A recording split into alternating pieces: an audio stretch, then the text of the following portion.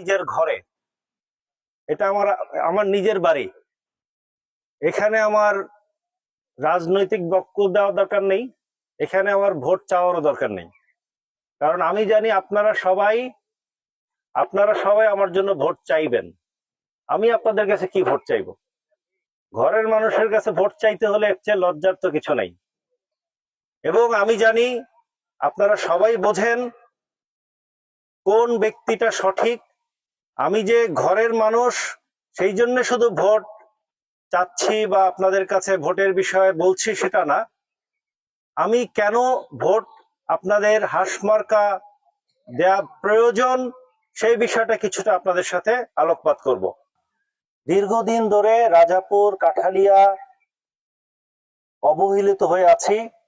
অলিতে গলিতে যেখানেই যাই, আমি গত 2 বছর ধরে রাজাপুর কাঠালিয়ার বিভিন্ন জায়গা চষে বেরিয়েছি। প্রত্যেক জায়গায় আমরা দেখছি যে মানুষের কষ্ট, মানুষের দারিদ্র, প্রত্যেকটা মানুষের মুখের মধ্যে একটা ক্লান্তির ছাপ। প্রত্যেকটা মানুষ অনেক কষ্ট করছে, কিন্তু সেই কষ্টের যে ফল কারো মুখে সেই শান্তিটা দেখি না। এখানে কি সরকারি বরাদ্দ কম আসে? সারা দেশে যেভাবে যায় এখানে সেভাবেই আসে। কারণ হচ্ছে আপনাদের জন্য সরকার যে বরাদ্দ দেয় সেই বরাদ্দ দিয়ে কারো লন্ডনে বাড়ি হয়, কারো আমেরিকায় বাড়ি হয়, কারো ঢাকায় বাড়ি হয়, কিন্তু আপনাদের মুখে হাসি ফোটে না। চেয়ারম্যান, মেম্বার, এমপি, পুলিশ প্রশাসন, ডিসি, এসপি, ইউনো সবাই যেন একটা মহা উৎসব করতেছে দুর্নীতির। এই রাস্তাটা প্রায় 1 বছর ধরে কাজ শুরু হওয়ার কথা। আমি নিজে গাড়ি নিয়ে ঢুকতে পারি নাই প্রায় 6 মাস, আমাকে সমবায় দিয়ে ঢুকতে হয়েছে। যারা রাস্তার কাজ নিছে তারা টাকা টোকা আগে তুলে ফেলে বসে আছে। রাজনীতিতে যে লোকগুলো এতদিন দেখেছি, যে লোকগুলো এতদিন রাজনীতি করেছে, তাদের রাজনীতির বাইরে তাদের কোনো ব্যবসা নাই, তাদের কোনো পেশা নাই, রাজনীতিটাই তার পেশা। আমাদের মতো যারা ভদ্রলোক, শিক্ষিত, তারা রাজনীতিতে আসতে চায় না। তারা মনে করে রাজনীতিতে ঢুকবো, এখানে তো মাস্তানের মারামারি, এখানে নোংরামি, ল্যাং মারবে, কাজ করতে দিবে না, পদে পদে বাধা দেবে, সন্ত্রাসীরা হুমকি দেবে।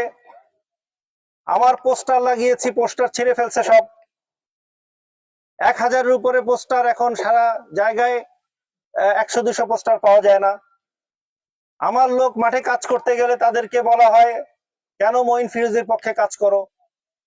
এই যে একটা ভীতি, এই ভীতির কারণে ভদ্রলোকেরা রাজনীতিতে আসতে চায় না।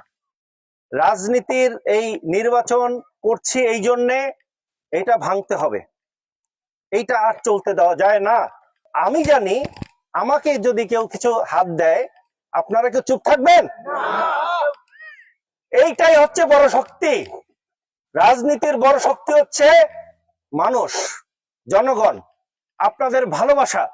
এই ভালোবাসা থাকলে আমার কোনো ভয় নাই। এবার আসেন আমি কি করতে পারি। এখন বলতে পারেন আপনি এই রকম মানুষের মতো আপনি করবেন না, এর নিশ্চয়তা কি? আপনিও তো এরকম হয়ে যেতে পারেন। মানুষ চেনার কিছু পদ্ধতি আছে। তার পরিবার কি, পরিবারের ঐতিহ্য কি, তার বাপদাদারা কি করছে, তার আশেপাশে কারা থাকে, এগুলো একটা মানুষকে চেনার জন্য যথেষ্ট। ডাক্তার হাকিম সাহেবের সেবা পায় নাই এমন কোন পরিবার এখানে আছে? আমার আশেপাশে আছে সবাই ভদ্র মানুষ, শিক্ষিত মানুষ। এই বিষয়গুলো একটা মানুষকে চিনতে, মানুষকে বোঝা যায়। আমি আলহামদুলিল্লাহ একটা প্রফেশনে আছি। সুপ্রিম কোর্টে 27 বছর ধরে আমি ব্যারিস্টারি করতেছি। আলহামদুলিল্লাহ নিজে চলার জন্য আল্লাহ যত সুযোগ দিয়েছে আলহামদুলিল্লাহ ভালোভাবে খেয়ে পরে সুস্থ থাকলে ভালো থাকবো। আমার ব্যক্তিগত চাহিদা খুব বেশি নাই। আমি ব্যক্তিগতভাবে চাইলে 10টা-20টা লোককে হয়তো চাকরির ব্যাপারে বলতে পারবো, কিন্তু রাষ্ট্রীয়ভাবে যদি দায়িত্ব থাকে এখানের হাজার হাজার লোকের ব্যবস্থা করার সুযোগ হবে।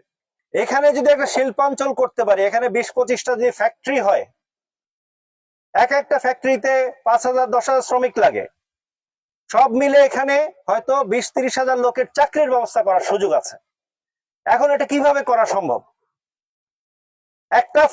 একটা শিল্পাঞ্চল, ফ্যাক্টরি কলকারখানা হওয়ার কিছু বিষয় আছে। একটা সমুদ্র বন্দর থাকতে হয় কাছে, পায়রা সমুদ্র বন্দর কাছে, এখানে বিদ্যুৎ লাগে, রামপাল বিদ্যুৎ কেন্দ্র আছে, পায়রা বিদ্যুৎ কেন্দ্র আছে, নদী বন্দর লাগে যাতে মালামাল সহজে নিতে পারে। এখানে নদী বন্দরের তো অভাব নাই, ধান নদী খাল এই তিনে বরিশাল দিয়ে আমাদের শুরু। এই কাজটা করতে গেলে একটা উদ্যোক্তা লাগবে, যে লোকটা এই বিষয়টা করার জন্য উদ্যোগ নেবে। এই উদ্যোগ নেওয়ার জন্য একজন ভালো নেতৃত্ব লাগে, ভালো নেতা লাগে। একটা অঞ্চলের যদি একটা ভালো নেতা থাকে, বাংলাদেশে তো অনেক জায়গায় শিল্প কারখানা হয়, ওই অঞ্চলের এমপির একটা ভূমিকা থাকে। সে সরকারকে গিয়ে বলে আমার এখানে একটা 10-12টা ফ্যাক্টরি করার জন্য একটা শিল্পাঞ্চল করেন, তখন সরকার সেই কাজটা করে। আপনারা 12 তারিখে সবাই ভোট কেন্দ্রে যাবেন, সবাইকে ভোট কেন্দ্রে যেতে বলবেন, এবং ইনশাল্লাহ 12 তারিখে হাঁস মার্কা, রাজাপুরের বহুল পরিচিত, এইখানে হাঁস মার্কাটা অনেক দিন আগের থেকে পরিচিত, এবং সারা দেশে আজকে হাঁস মার্কার অনেক পরিচিত প্রার্থী আছে। আপনাদেরও একজন ঘরের সন্তান হাঁস মার্কায় নির্বাচন করবে, তাকে নির্বাচিত করে আমরা 12 তারিখ রাতে অথবা 13 তারিখে গালুয়ার থেকে বিজয় মিছিল শুরু করব ইনশাআল্লাহ।